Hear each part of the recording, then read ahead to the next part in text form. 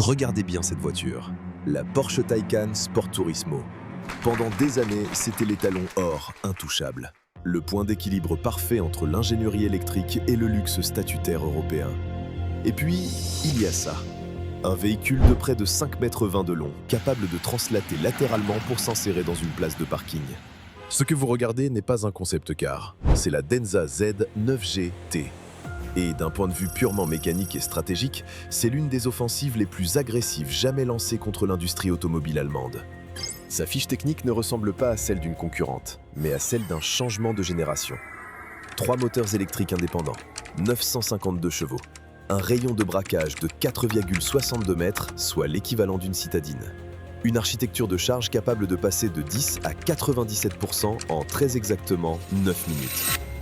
Et un système de sécurité dynamique certifié pour encaisser l'éclatement d'un pneu à 140 km/h sans que le volant ne dévie d'1 millimètre. L'équation tarifaire est tout aussi chirurgicale.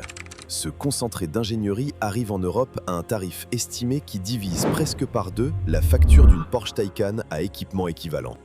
Pourtant, le marché du luxe ne se résume pas à un tableau Excel ou à des temps d'accélération. Derrière cette suprématie technologique factuelle, Denza affronte une réalité physique et commerciale qui pourrait transformer cette prouesse d'ingénierie en échec de marché. Aujourd'hui sur Electruc, on laisse le marketing de côté. On dissèque la stratégie Z9GT, son ingénierie et la faille massive qu'elle tente de dissimuler aux acheteurs européens. Pour mesurer l'ampleur de la proposition, il faut regarder sous le châssis. La majorité des berlines performantes actuelles se contentent d'un moteur paresseux.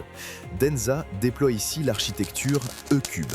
Concrètement, un moteur à l'avant et 2 moteurs indépendants pour l'essieu arrière. On obtient une puissance cumulée de 710 kW, soit 952 chevaux. Mais réduire la Z9GT à sa puissance d'accélération serait une erreur d'analyse. Des lignes droites négociées en moins de 3 secondes, le marché en est saturé.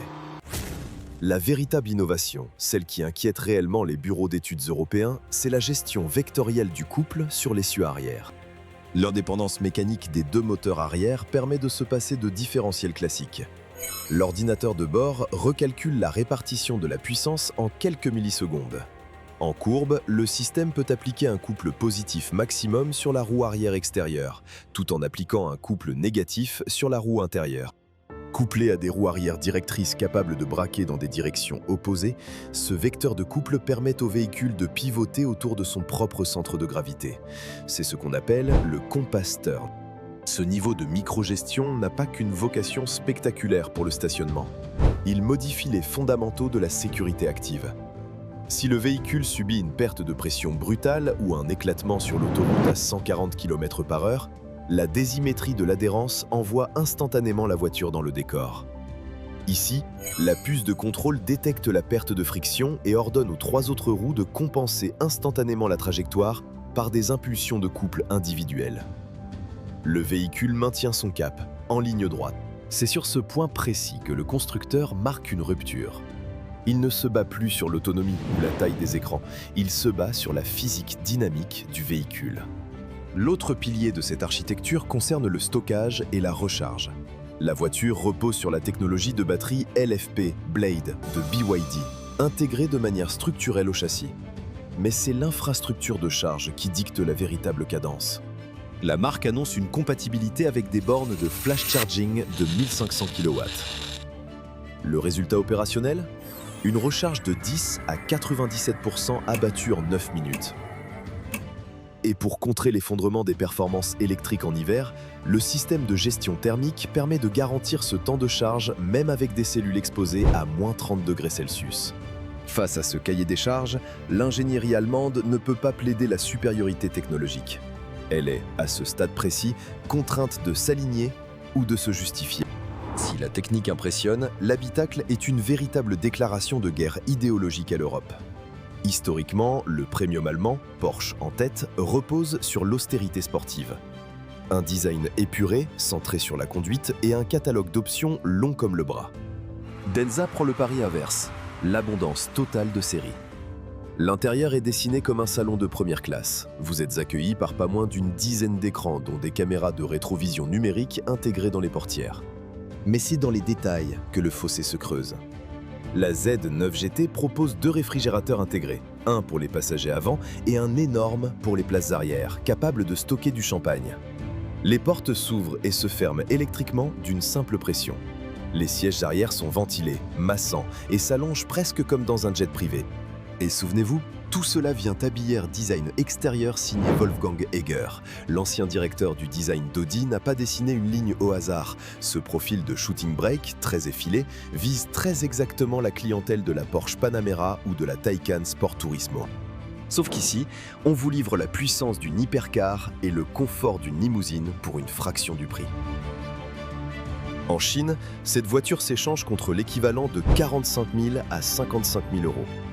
En arrivant en Europe, même en doublant le prix à cause des taxes et de l'importation pour frôler les 100 000 euros, elle restera presque 2 fois moins chère qu'une Taycan Turbo à équipement équivalent.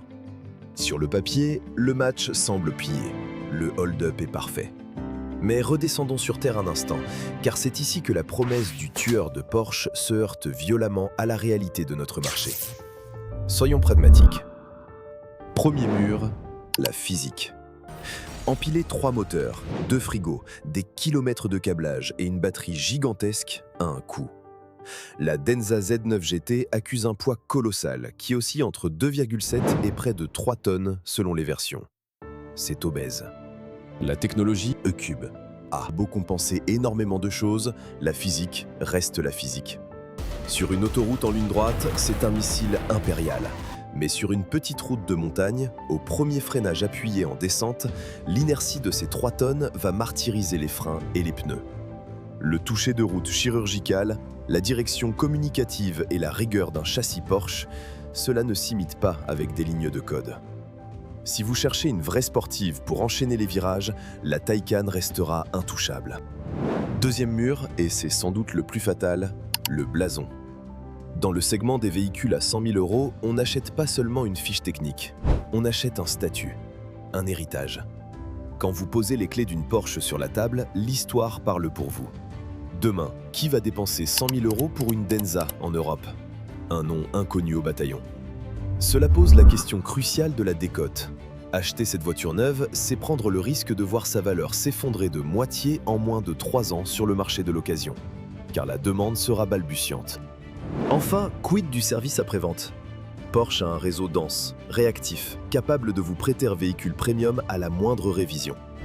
Denza promet une centaine de points de vente en Europe d'ici fin 2026, mais construire un réseau et une confiance premium prend des décennies, pas quelques mois. Alors, la Denza Z9 GT est-elle vraiment le tueur de Porsche? Si l'on parle de dynamique de conduite pure et de prestige statutaire, non. La couronne de Stuttgart est encore sur la tête du roi. Mais si l'on regarde le marché avec les yeux d'un analyste automobile, cette voiture est un coup de semonce terrifiant. Elle prouve que l'industrie chinoise ne se contente plus de faire des SUV électriques abordables. Elle a désormais l'ingénierie et le capital pour attaquer les fleurons du luxe européen sur leur propre terrain, celui de la haute technologie et de la démesure. La Z9 GT n'a pas besoin de battre Porsche dans les ventes pour réussir. Elle est là pour s'implanter dans l'esprit des consommateurs comme une alternative technologiquement supérieure. Elle est la preuve roulante que l'écart s'est totalement refermé. La question n'est plus de savoir si cette technologie est crédible. Elle l'est. La vraie question est, pour vous, seriez-vous prêt à faire une croix sur le prestige historique d'un blason européen pour obtenir le double de technologie et de puissance à prix cassé? L'ingénierie pure vaut-elle plus que l'héritage? Le débat est ouvert. Partagez votre stratégie et votre avis dans les commentaires, c'est là que ça se passe. Si cette analyse technique et stratégique vous a plu, abonnez-vous à Electruc. On se retrouve très vite pour décortiquer la prochaine anomalie du marché. Ciao!